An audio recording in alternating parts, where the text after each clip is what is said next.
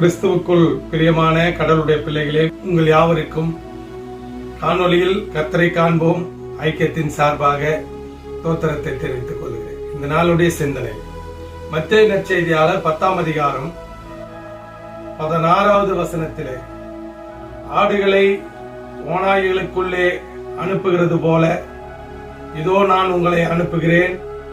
ஆகையால் சர்ப்பங்களைப் போல வினா உள்ளவர்களும் புறாக்களைப் போல கபடற்றவர்களுமாய் இருங்கள். இந்த வசனம் மத்தேயு நற்செய்தியாளர் ஊழியத்தை மையப்படுத்தி சொல்லுகிறார். இந்த உலகத்திலே நற்செய்தியை எடுத்து செல்லுகின்ற போது எதிர்ப்புகள் இருக்க வேண்டும்.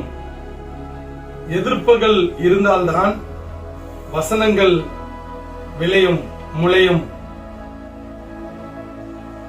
அது ஆத்துமாவாக அறுவடையாக நடக்கும் என்பதை மையப்படுத்தி ஓநாய்களுக்குள்ளே ஆடுகளை அனுப்புகிறேன். ஓநாய்களுக்குள்ளே ஓநாயை அனுப்பினால் பலன் அல்ல.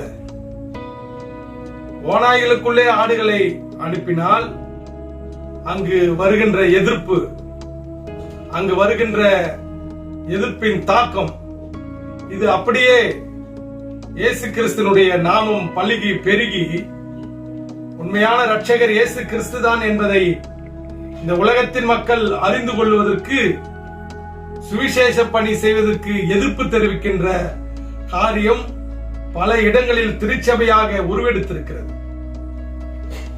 ஆகையால் கடவுளுடைய பிள்ளைகளே, நாம் எங்கு சுவிசேஷத்தை அறிவித்தால் எதிர்ப்பு இருக்கிறதோ அந்த எதிர்ப்பை கண்டு நாம் பயந்து விடாதபடிக்கு, அந்த இடத்திலே சுவிசேஷம் சொன்னால் எதிர்ப்பு இருக்கிறது என்று வந்து விடாதபடிக்கு, நீங்கள் எதிர்ப்பை மீறி சுவிசேஷத்தை கடவுளுடைய துணையோடு, ஆவியானவருடைய துணையோடு நீங்கள் அறிவிக்கின்ற போது, சத்தியத்தை அறிவீர்கள், சத்தியம் உங்களை விடுதலையாக்கும் என்ற வசனத்தின்படி ஆண்டவர் ஒரு பெரிய விடுதலையை தருவார். ஒரு பெரிய எழுப்புதல் உருவாகும், ஒரு பெரிய மாற்றம் உருவாகும். இதன் மூலமாக ஆண்டவருடைய ராஜ்யம் விரிவாக்கப்படும் என்பதிலே சந்தேகமில்லை. நீ விசுவாசித்தால் தேவனுடைய மகிமை காண்பீர்கள். ஆமென்.